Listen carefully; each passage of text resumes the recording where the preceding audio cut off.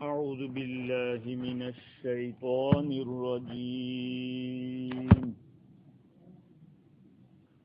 بسم الله الرحمن الرحيم. ونفخ في الصور فإذا هم من الأجداث إلى ربهم ينسلون. قالوا يا ويلنا من بعثنا من مرقدنا هذا ما وعد الرحمن وصدق المرسلون. إن كانت إلا صيحة واحدة فإذا هم جميع لدينا محضرون. فاليوم لا تظلم نفس شيئا ولا تجزون إلا ما كنتم تعملون. صدق اللہ العظیم. بزرگوں، پیارے بھائیو، گفتگو ہماری یہ چل رہی تھی کہ پہلی دفعہ جب سور میں پھونکا جائے گا تو سارے لوگ ختم ہو جائیں گے. دوسری دفعہ سور میں پھونکا جائے گا تو سارے لوگ دنیا کے اندر کھڑے ہو جائیں گے اور اللہ کے دربار میں بھاگتے ہو جائیں گے. بات یہاں پہ رکی تھی کہ عجیب بات ہے کہ سور میں پھونکتے ہیں تو موت بھی آتی ہے اور اسی سور میں پھونکتے ہیں تو لوگ زندہ بھی ہوتے ہیں. دونوں احیاء اور اماتہ، زندہ کرنا، موت دینا، یہ دونوں کے دونوں ایک ہی سور میں پھونکنے سے ہوگا. تو اصل میں کرنے والی ذات تو اللہ کی ہے، یہ پھونکنا صرف علامت ہوگا. باقی یہ جو آواز ہوگی سور میں پھونکا جائے گا، ایک آواز نکلے گی، وہ ایسی آواز ہوگی جو پوری باڈی کو ہلا دے گی، پوری باڈی ایسے ہل جائے گی.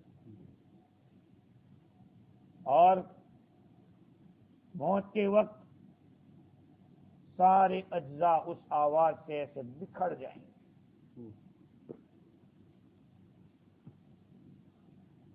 زندہ کرنا ہوگا تو اسی آواز سے جو اجزاء ایسے الگ الگ بکھرے ہوئے تھے وہ سمٹ جائیں گے. اللہ تعالیٰ نے اس سور کے اندر اسرافیل کی پھونک سے یہ اثر پیدا کریں گے. کرنے والی ذات تو اللہ کی ہے، خود سور میں کوئی یہ طاقت نہیں، اللہ تعالیٰ کریں گے. دیکھیے الفاظ قرآن کے، وَنُفِخَ فِي الصُّورِ، جب سور میں پھونکا جائے گا، فَإِذَا هُم مِّنَ الْأَجْدَاثِ إِلَىٰ رَبِّهِمْ يَنْسِلُونَ، تو اچانک وہ لوگ قبروں سے اپنے رب کی طرف دوڑتے ہو جائیں گے. یہاں پر لفظ رب اللہ تعالیٰ نے بیان کیا ہے، پالنے والا. اور پالنے والے کا جو لفظ ہے وہ شفقت کا لفظ ہے. اللہ تعالیٰ نے اس مقام کے اوپر کوئی ہیبت والا لفظ استعمال نہیں کیا کہ جاؤ منتقم کے پاس، بدلہ لینے والے کے پاس، کیا آج ملے گا بدلہ تم کو، بلکہ پالنے والا بڑا شفیق ہوتا ہے، شفقت ہی سے پالا جاتا ہے. نہیں کہتے ارے یار ہم نے اس کو پالا ہے، ہماری شفقت اس کے اوپر لگی ہے. تو یہ جو لفظ رب یہاں پر امام راضی لکھتے ہیں کہ اس سے بہتر کوئی لفظ نہیں ہو سکتا تھا. رب اللہ تعالیٰ نے یہاں استعمال کیا. اس میں اشارہ اس بات کی طرف کر دیا کہ وہی رب جس نے تمہارے لیے کیا نہیں کیا تھا. وہی پالنے والا تھا جس نے تمہیں بڑا کیا تھا، تم نے اسی کی مخالفت کی تھی۔ اس سے ان کا رنج اور بڑھ جائے گا، کافروں کا شرمندگی اور بڑھے گی۔ مثال کے طور پر ایک آدمی کو آپ نے اپنے یہاں کام پہ رکھا، آپ نے اس کو پورا کام سکھایا، کام کرنے کا سلیقہ سکھایا اور اس کو ایکسپرٹ کر دیا، لیکن اسی نے آپ کے ساتھ ایسا دھوکے کا کام کیا۔ اب آپ اس کو کہیں گے کہ یہ ہیں جن کو ہم نے کام سکھایا تھا، ہم نے بڑے پیار سے محبت سے ان کو رکھا اتنے سال، اور اس کا ہم نے یہ نتیجہ دیکھا، تو اس وقت تو اس کو شرمندگی ہوگی۔ اب یہاں پہ قیامت کا منظر ہے، تو سوچتے تھے کہ کچھ دوبارہ پیدا ہونا نہیں ہے، اب یہ دیکھیں گے کہ ہم تو اور قبروں سے نکل رہے ہیں، کیسے نکلیں گے اس کی بات میں کرتے ہیں۔ اللہ تعالیٰ نے لفظ جو استعمال کیا، اپنے رب کی طرف تیز چلتے ہو جائیں گے۔ دنیا کا مجرم جب جیل میں لے جایا جاتا ہے یا کسٹڈی میں لے جایا جاتا ہے تو بڑی ایک قدم آگے بڑھاتا ہے، ایک پیچھے کرتا ہے۔ یہ اللہ تعالیٰ تو دیکھو، ایک بات یاد رکھو کہ اللہ تعالیٰ کا کچھ نظام ایسا ہے، اس کی جہاں نصرت ہوتی ہے، میں آپ کو اپنی بھی کہہ دوں، سنا دوں، جب آج ہی بات آئی ہے تو میں کہہ دیتا ہوں۔ جب مجھے پکڑا تھا نیوزی لینڈ میں تو مجھے کسٹڈی میں لے جا رہے تھے، تو اس میں ہنس رہا اور مجھے کوئی غم نہیں تھا اس بات کا، میں نے کوئی غلط کیا نہیں کیا ہے۔ تو جو مسلمان وکیل تھا وہ کہتا تھا کہ نہیں، تم کو یہ کریں گے وہ کریں گے۔ جب دوسرے دن مجھے کہا تم اپنی خوشی سے جاؤ، تو مجھے کہہ رہا ہے کہ تم میرے کا ہم نے اپنی 40 سال کی لائف میں ایسا دیکھا نہیں کہ کسی کو اریسٹ کر کے چھوڑا۔ تو بات میں یہ کہہ رہا تھا کہ مجرم جو ہوتا ہے اس کو جب لے جاتے ہیں تو وہ آگے پیچھے ہوتا ہے، اور یہ تو چلتے دوڑتے جائیں گے، تیزی کے ساتھ جائیں گے محشر کی طرف۔ یہ کیسا؟ امام راضی نے اس کا جواب دیا کہ غیر اختیاری طور پر وہ بھاگیں گے، اپنی اس سے نہیں، ان کے اختیار میں ہوگا ہی نہیں، بلا اختیار قیامت کے میدان کی طرف وہ دوڑتے ہو جائیں گے۔ قالوا یا ویلنا من بعثنا من مرقدنا، وہ لوگ کہیں گے ہائے ہماری ہلاکت، ہمیں اپنی خواب گاہ سے کس نے اٹھا دیا؟ قبروں سے اٹھے ہوئے کیا کہیں گے؟ ہائے یہ کیا ہو گیا، ہم کو کس نے اپنی خواب گاہ سے، سونے کی جگہ سے اٹھا دیا؟ اللہ تعالیٰ نے جواب نہیں دیا کہ میں نے یا فلاں نے، اس کا جواب دوسرے انداز میں دیا ہے۔ اب یہاں یہ بات سنیں میرے عزیزو کہ جب پہلی دفعہ سور میں پھونکا جائے گا تو ساری چیزیں ختم ہو جائیں گی، اور اس کے اوپر 40 سال گزر جائیں گے۔ شروع میں جو حالات آئیں گے جب پہلی دفعہ سور میں پھونکا جائے گا، اس میں تو بڑے بڑے ہولناک واقعات، پہاڑ روئی کے گھالے کی طرف، زلزلے، پانی کے اندر جوش مارنا، اور پتہ نہیں کیا کیا دنیا کے اندر انقلاب آئے گا۔ اس کے بعد زمین کے اوپر کوئی بھی زندہ نہیں بچے گا۔ 40 سال گزر جائیں گے، اللہ تعالی عرش کے نیچے سے گہرے پانی کی بارش برسائے گا. ٹھیک پانی ہوگا، جیسے کم ہوتا ہے منی ہوتی ہے، تو ایسا گہرا پانی عرش کے نیچے سے برسے گا. اس کو ماء الحیوان کہتے ہیں. ماء الحیوان، زندگی ملے گی اس پانی سے. ماء الحیوان، اس سے انسانوں کی باڈیاں اگنے لگے گی. میں نے کل کہا تھا کہ عظم الذنب، یہاں پیچھے کی سائڈ پہ ایک ہڈی ہوتی ہے چھوٹی سی، وہ ایسی جیسے کہ ٹڈی کی آنکھ ہوتی ہے، چھوٹی سی ہڈی، اس کو عظم الذنب کہتے ہیں. ذنب کے معنی دم، پونچھ، اور عظم کے معنی ہڈی، پونچھ کی ہڈی. کہا وہ یہاں ایک ہڈی چھوٹی سی ہوگی، انسان پورا سر جائے گا، لیکن وہ ویسی کی ویسی ہے. یہاں سے انسان اگنا شروع ہوگا. کیا ہوگا؟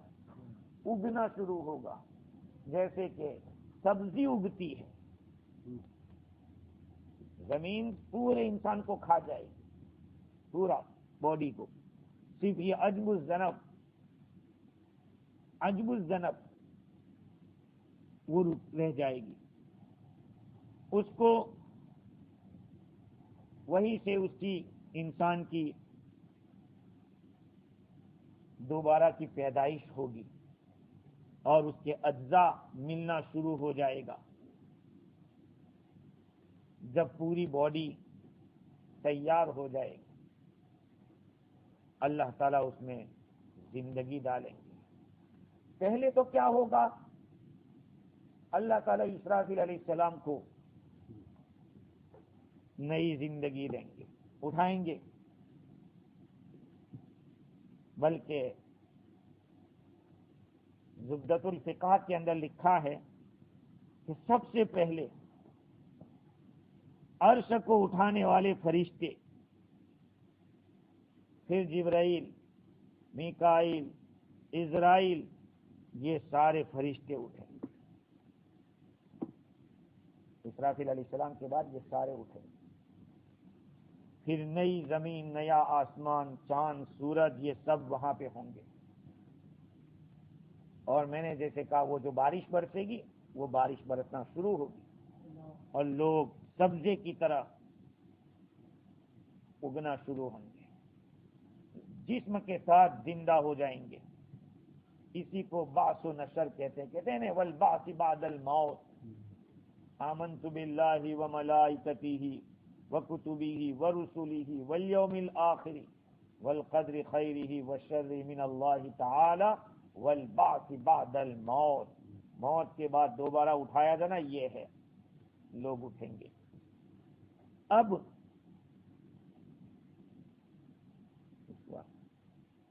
سب سے پہلے نبی کریم صلی اللہ علیہ وسلم اپنی قبر سے اٹھیں. اس حال میں اٹھیں گے کہ آپ کے سیدھے ہاتھ میں حضرت صدیق اکبر رضی اللہ عنہ کا ہاتھ ہوگا اور الٹے ہاتھ میں فاروق اعظم رضی اللہ عنہ کا ہاتھ ہوگا. اس کے بعد حضرت عیسیٰ علیہ السلام اٹھیں گے. ہاں، عیسیٰ علیہ السلام کی قبر کہاں ہوگی؟ ہاں، مدینہ منورہ میں. ایک جگہ باقی ہے ابھی، اس کو الوفا کے اندر لکھا ہے. ابن جوزی رحمۃ اللہ علیہ نے ایک کتاب لکھی سیرت کی، الوفا کی احوال المصطفیٰ. اس کے اندر لکھا حضرت عیسیٰ علیہ السلام کی تدفین وہاں پہ ہوگی، مدینہ طیبہ میں. اس کے بعد دوسرے سارے انبیاء اٹھیں گے. انبیاء کرام اپنی قبروں سے اٹھیں گے. صدیقین اٹھیں گے، شہداء اٹھیں گے، صالحین اٹھیں گے، پھر مومنین. یہ سب کہتے ہوئے الحمدللہ الذی اذهب عنا الحزن ان ربنا لغفور شکور. سب اٹھنے کے بعد یہ دعا پڑھیں. تمام تعریف ہے اس اللہ کے لیے ہے جس نے ہم سے سارے غموں کو دور کر دیا، ساری تکلیفوں کو، پریشانیوں کو دور کر دیا. ہمارا رب لغفور شکور، بڑا بخشنے والا اور قدردان ہے. یہ دعا پڑھتے ہوئے اور کفار، نالائق، اسرار لوگ جب اٹھیں گے اپنی قبر سے تو کیا کہیں گے؟ یا ویلنا من بعثنا من مرقدنا، ہائے ہماری ہلاکت، ہم نے اپنی قبروں سے کس نے اٹھا دیا، ہمیں کس نے اٹھا دیا.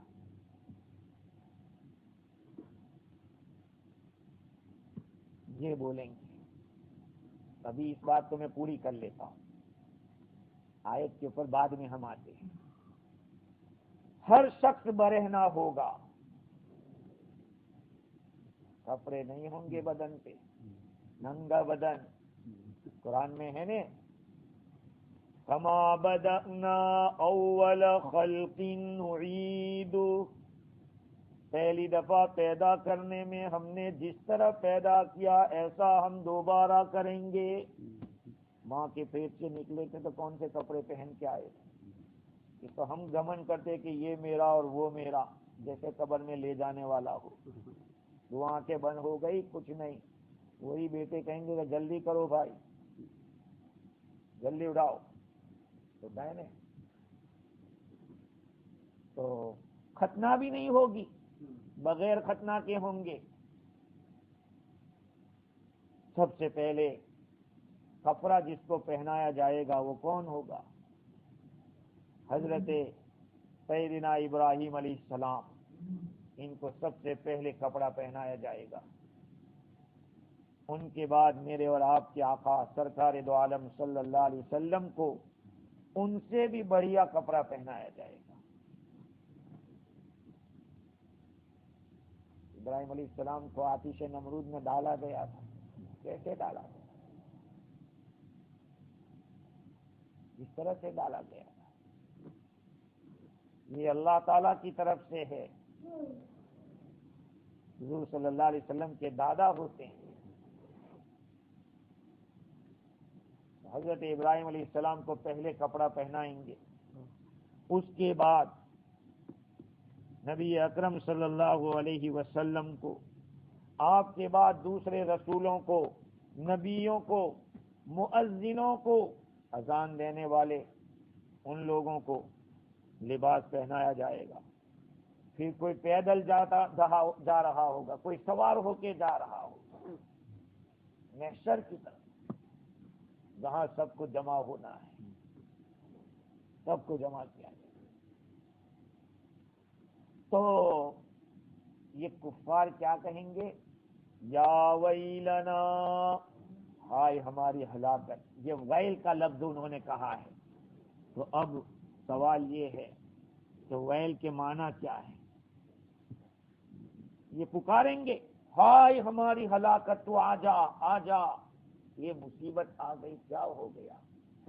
اس لیے کہ انہوں نے دیکھ لیا کہ یہ تو قیامت قائم ہو گئی ہے. اب تو ہم اٹھ کے جا رہے ہیں، سب دوڑے دوڑے مر گئے. دنیا میں تو ہم نے سوچا نہیں تھا کہ قیامت آنے والی ہے. اچھا، ایک سوال یہ ہوتا ہے کہ پہلے وہ ویل کا لفظ، اس پہ ہم پوری تحقیق کر لیتے ہیں کہ ویل کہتے کس کو ہے. عربی زبان کے اندر شر کا اتر جانا، حلول الشر، یعنی برائی کا پہنچ جانا. تو کفار اس وقت پکاریں گے جب قبر میں سے اٹھائے جائیں گے تو کہیں گے کہ ہائے ہماری ہلاکت، آ جا آ جا، تو تیرا آنے کا ٹائم آ گیا ہے. بعض مفسرین فرماتے ہیں کہ اصل میں ویلن کا جو لفظ ہے، جہنم میں ایک ویلی ہے جس کو وادی کہتے ہیں، اس کا نام ہے ویل. بعض روایات میں ہے، حضرت ابو سعید خدری رضی اللہ عنہ فرماتے رسول اکرم صلی اللہ علیہ وسلم نے فرمایا ویل واد فی جہنم یہوی بہ الکافر 40 خریفا. ایک ایسی وادی ہے کہ جس کی تہ تک پہنچتے پہنچتے کافر جب پہنچے گا 40 سال لگ جائے. اب کتنی گہرائی ہوگی سوچ لو. 40 سال لگتے ہیں۔ اور عبداللہ بن مسعود رضی اللہ تعالیٰ عنہ فرماتے ہیں کہ ویل اصل میں جہنم کی وادی ہے جہاں سے جہنم والوں کے بدن کی پیپ بہہ رہی ہو۔ جہنم میں بدن جب پک جاتا ہے تو کچرا جو ہوتا ہے پیلا مادہ، کہا یہ جہنمیوں کے بدن سے جو نکلے گی پیپ یہ جھٹلانے والوں کے لیے ہوگی، جو نبیوں کو جھٹلاتے تھے، اللہ کی باتوں کو جھٹلاتے تھے، ان لوگوں کے لیے یہ ویل ہے۔ اور حضرت عثمان ابن عفان رضی اللہ تعالیٰ فرماتے ہیں کہ ویل جہنم میں ایک پہاڑ کا نام ہے۔ سعد بن ابی وقاص رضی اللہ عنہ فرماتے ہیں رسول اکرم صلی اللہ علیہ وسلم نے ارشاد فرمایا ان فی النار حجرا یقال له ویل، جہنم کے اندر ایک پتھر ہے، اب وہ بڑا پتھر ہو جس کو پہاڑ بھی کہہ دیا گیا ہو، کہا وہ ویل ہے جس کے اندر وہ لوگ، جس کے اوپر وہ لوگ چڑھیں گے جو غیب کی خبروں کی باتیں اپنی طور پر کرتے ہیں، جوتیش اور اس طرح کے لوگ ہوتے ہیں، پکڑتے ہیں ہاتھ اور کہتے ہیں تمہیں ایسا ہوگا ویسا ہوگا، کہا یہ اوپر چڑھتے اترتے رہیں گے، ان کو یہ سزا ہوگی۔ تو اللہ تعالیٰ فرماتے ہیں کہ یہ لوگ جب اپنی قبروں سے اٹھیں گے تو کہیں گے کہ من بعثنا من مرقدنا، تو یہ کہاں سوئے تھے؟ ان کی جو برزخ کی زندگی تھی اس کو انہوں نے اپنے سونے کی جگہ بتلائی۔ قالوا یا ویلنا من بعثنا من مرقدنا، وہ لوگ کہیں گے کہ ہماری ہلاکت، ہمیں کس نے اپنے سونے کی جگہ سے اٹھا دیا۔ حضرت عبداللہ ابن عباس رضی اللہ عنہما اور حضرت قتادہ فرماتے ہیں کہ پہلی دفعہ جو سور پھونکا جائے گا وہاں سے لے کر دوسری دفعہ جو سور پھونکا جائے گا، ان دونوں کے بیچ میں ان لوگوں سے عذاب اٹھا لیا جائے گا۔ ہاں، ان سے عذاب اٹھا لیا جائے گا۔ دیکھو، عذاب قبر حق ہے، قبر میں عذاب ہونا حق ہے، روایات سے ثابت ہے، آیات سے ثابت ہے، اور وہ بھی کس کو ہوگا؟ جسم کو بھی ہوگا اور روح کو بھی ہوگا۔ ہم جو قبر کہتے ہیں، آپ یہ کہو گے کہ یہ خیر تم اپنے مردے کو جلا دیتے ہیں پھر اس کو کیسے عذاب ہوگا؟ پہلے سمجھ لیں بات کو، اصلی قبر کہاں ہے معلوم آپ؟ انسان کے بدن سے روح کو لے جایا جاتا ہے، یہ روح جہاں رہتی ہے وہ اس کی اصلی قبر ہے۔ ہم جو باڈی رکھتے ہیں وہ اصلی قبر نہیں ہے، لیکن دونوں کا کنیکشن رہتا ہے۔ عذاب روح کو بھی ہوگا، جسم کو بھی ہوگا۔ محدث کشمیری رحمت اللہ علیہ مولانا انور شاہ فرماتے ہیں کہ میں جب چھوٹا تھا تو میں نے دو آدمیوں کو اس معاملے میں جھگڑتے ہوئے سنا، ایک کہتا ہے کہ عذاب قبر صرف روح کو ہوگا، دوسرا کہتا ہے کہ نہیں دونوں کو ہوگا۔ تو جس آدمی نے کہا کہ دونوں کو ہوگا اس نے اپنی ایک دلیل بتلائی۔ کیا دلیل بتلائی؟ کہ ایک آدمی تھا اندھا اور ایک آدمی تھا لنگڑا۔ ایک تھا اندھا جس کو دکھتا نہیں، ایک ہے لنگڑا وہ چلتا نہیں، دونوں چلے گئے مسجد کے آم کی باری میں، اور اب اندھا کیسے توڑے گا؟ اس کو تو آم دکھتے نہیں، اور لنگڑا کیسے توڑے گا؟ اس لیے کہ وہ کھڑا نہیں ہو سکتا۔ تو اندھے نے اٹھایا لنگڑے کو اور لنگڑے نے آم توڑے، اتنے میں مالک آ گیا باری کا، دونوں کو پکڑا۔ تو آپ بتائیے سزا کس کو ہوگی؟ لنگڑے نے توڑا ہے تو صرف اسی کو ہوگی یا اندھے کو بھی ہوگی؟ دونوں کو ہوگی، اس لیے کہ اندھا اٹھاتا نہیں تو لنگڑا توڑتا نہیں، اور لنگڑا دیکھتا نہیں تو وہ بھی نہیں توڑتا، تو سزا تو دونوں کو ملے گی۔ بات یہ اسی طرح سے جسم اور روح عذاب دونوں کو ہوگا، اس لیے کہ اگر روح نہ ہوتی تو جسم میں حرکت نہ ہوتی،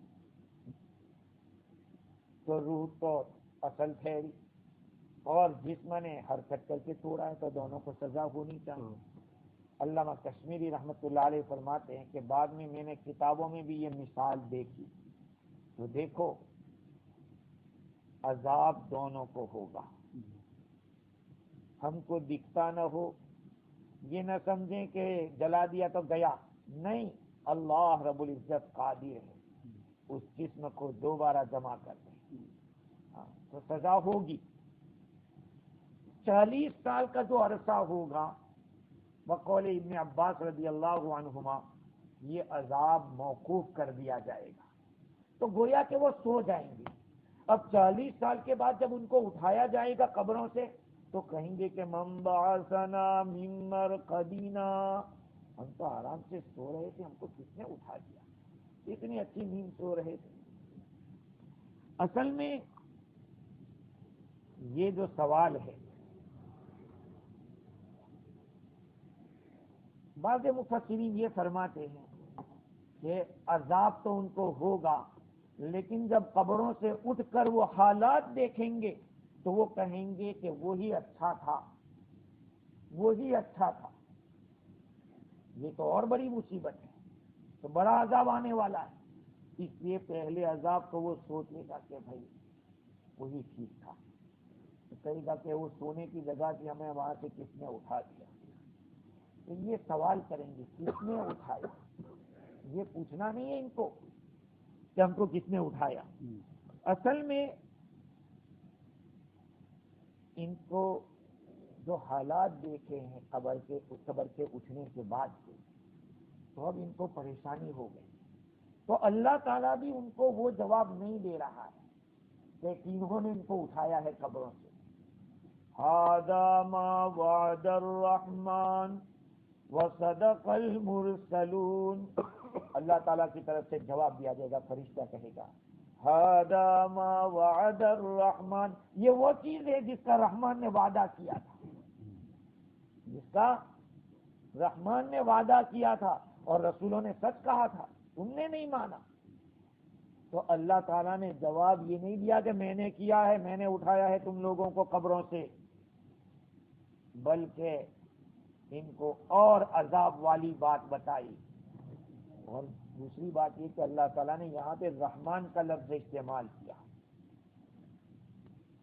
ھذا ما وعد الرحمن، رحمان نے جو وعدہ کیا تھا وہ چیز ہے یہ، اور رسول نے سچ کہا تھا۔ مفتی شفیع صاحب نور اللہ مرقدہ اس مقام پر لکھتے ہیں کہ اللہ تعالیٰ کی صفات میں سے لفظ رحمان کو اختیار کرنے میں اشارہ اس بات کی طرف ہے کہ اللہ تعالیٰ نے اپنی رحمت سے تمہارے لیے اس عذاب سے بچنے کے لیے بہت سارے سامان پیدا کیے، نبیوں کو بھیجا، قبل وقت آنے سے، اس عذاب کے آنے سے پہلے وعدہ بھی کر دیا تھا کہ دیکھو مان لو ورنہ بہت خراب دن آئیں گے، سمجھ جاؤ۔